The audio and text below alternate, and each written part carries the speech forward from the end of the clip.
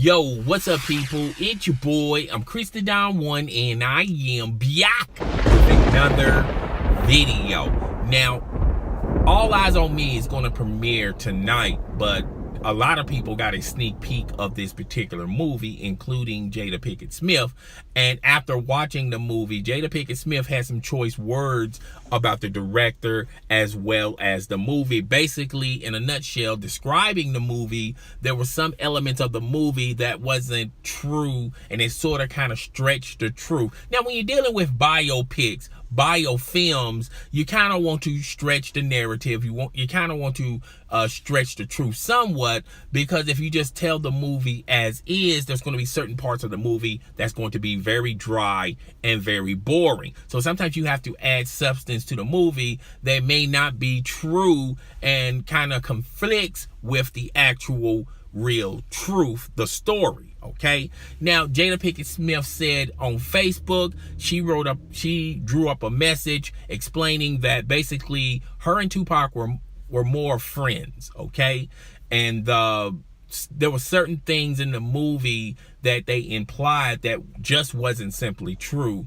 including his last day on Earth. He basically called Jada Pinkett Smith to say goodbye to her, and she said that that wasn't even true. Now, if you was living in that era, basically around that time frame, when Tupac got out of jail to when he died in Vegas, he was kind of clamoring and he was involved with another female, and that young lady was Quincy Jones' daughter. Her name escaped me. And basically, if it wasn't for her involved in his life, there were certain nuances in his life he didn't know about because he was blinded by it. Because the simple fact of it is, Tupac is an artist, okay? He's an artist that loves his art, and he loves going into the studio and just work every day.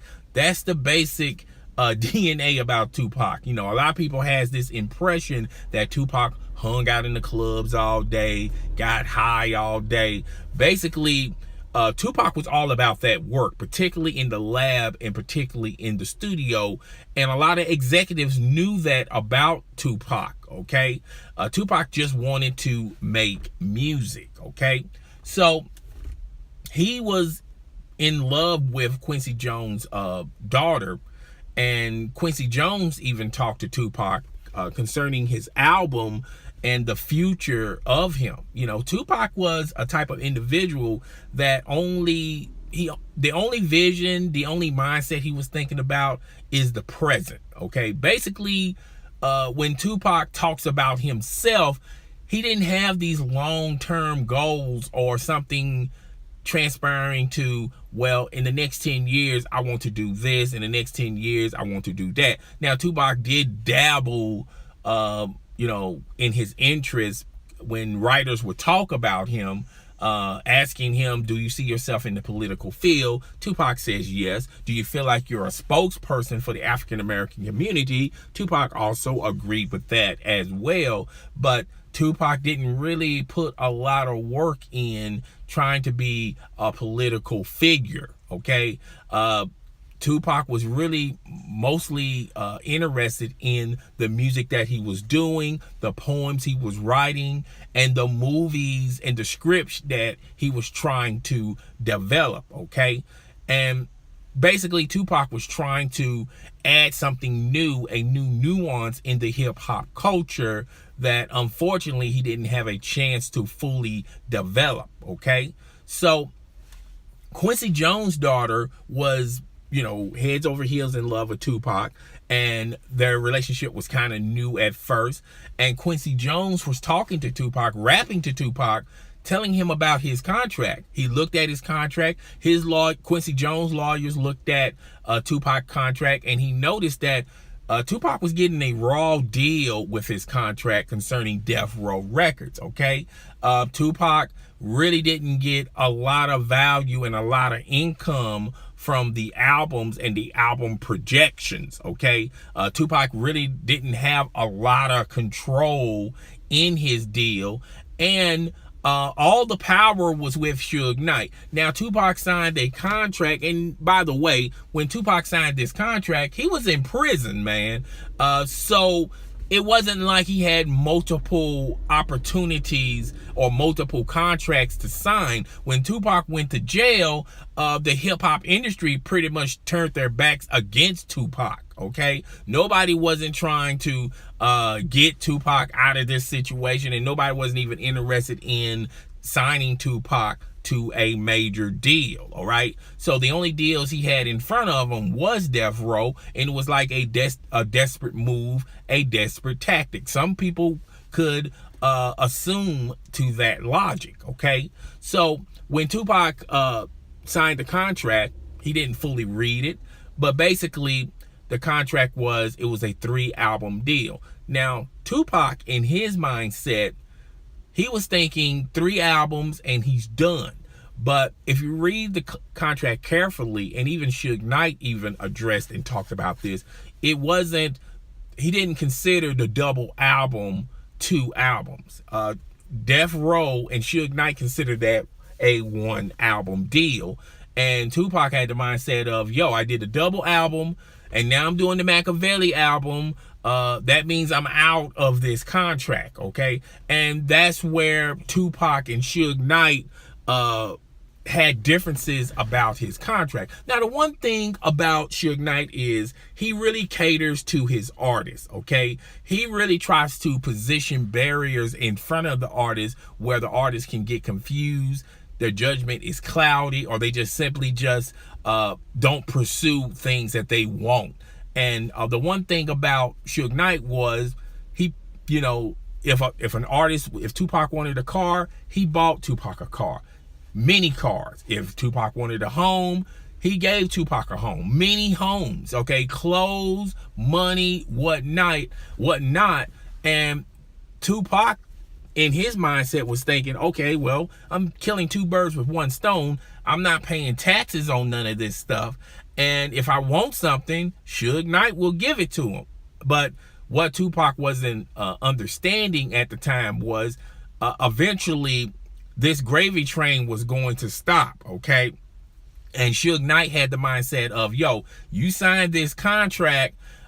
Technically, there's nothing in the contract that states that I should give you anything you wanted. So Suge Knight did that, as well as create Death Row East. And Death Row East, they was going to pretty much sign a lot of older talent on the East Coast, like Kumo D, Big Daddy Kane, artists like that signed under the umbrella of Death Row East.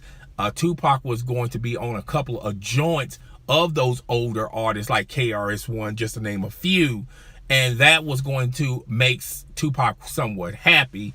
Not to mention the fact Tupac was pretty much the financial end of,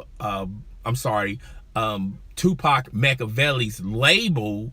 And he was going to be the man that has the money to back this particular label. And this label was going to create acts and groups under Tupac's umbrella, Machiavelli, okay? A lot of people don't know that, okay? So when Quincy Jones was trying to explain it to Tupac and basically tell Tupac, at the end of the day, this man got you hook, line, and sinker, and yes, this man is going to lavish you with all types of gifts and money and opportunities, but you should be making your own opportunities. And when this contract is up, or when you're out on this contract, there are a lot of labels wanting to sign you, okay, and let you not only have the power and the control, but also finally start making money, okay?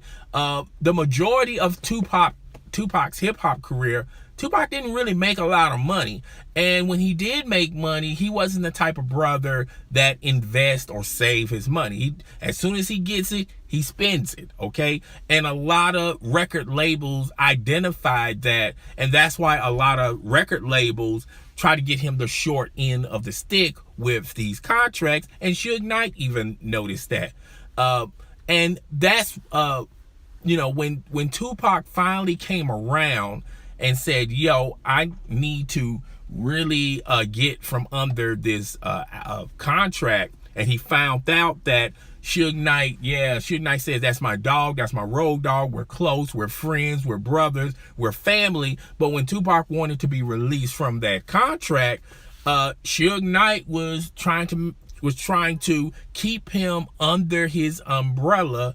And finally, Tupac, just didn't live on this earth long enough to see the outcome of his fruits and labor trying to get away from this contract, okay? So when you're dealing with these biopics, there are going to be a lot of things embellished. There are going to be things that is not true. Sometimes they're going to stretch the truth. Sometimes they're going to say this artist was in love with that artist, this, that, and the third. Now, I will say this. Even though I feel like Jada Pinkett Smith and Tupac were friends, I feel like they had two different emotions at the time. And which, by the way, he met Jada Pinkett Smith long before Death Row, okay? The movie kind of depicts it as they started being interested in one another when he got signed to Death Row, but he knew Jada Pinkett Smith longer before that. And maybe if you want to, kind of somewhat get them connected, you probably could be under the assumption that, well, maybe Jada Pinkett Smith may assume that he was a friend, and maybe Tupac maybe considered her more than a friend, okay? At the end of the day, I think these two were real close friends, and unfortunately, he just didn't have the time. Tupac died at 25. A lot of people seem to think that Tupac died at 40 or 30. Tupac was young when he died. And when Tupac was at his era, at his pinnacle, Tupac was making major moves. And if Tupac could have, lived past all this, we would have seen a different Tupac unfolded, okay? Tupac would have pursued more into his independent status, having his own record label, also have a production company, doing poems, doing films, doing skits, things of that nature. A lot of people seem to also forget that Tupac was a multi-talented person, okay? Not only he can rap, he can also dance. He was with the Humpty Dance crew when they did the Humpty Dance. He was a decent actor. He makes very beautiful poems. And if you check out some of the scripts that he was trying to push, he was very creative as a writer, okay? So, when Tupac would have gotten older, he can pretty much give up rapping and just start creating television pilots or movie pilots, okay? The sky's the limit with Tupac Shakur. He pretty much died without seeing the rest of his work unfolded. And unfortunately, it is what it is. I'm pretty sure All Eyez on Me is going to get great reviews. I'm pretty sure a lot of actors, actresses, and athletes are going to agree with this movie. They're going to say thumbs up to the movie. But when you go watch this movie, don't expect that you're going to know the truth, the whole truth, and 100% truth about Tupac. I think it's best for you to educate yourself. Go to some libraries and read stories on Tupac, okay? It is what it is. But guys, tell me what you think. Rate, comment, subscribe. Please, notification gang in the building. Hit that notification icon, that notification bell, so it'll let you know when my next video or live stream is going down. It's your boy. I'm Chris the Don One. And now you mute.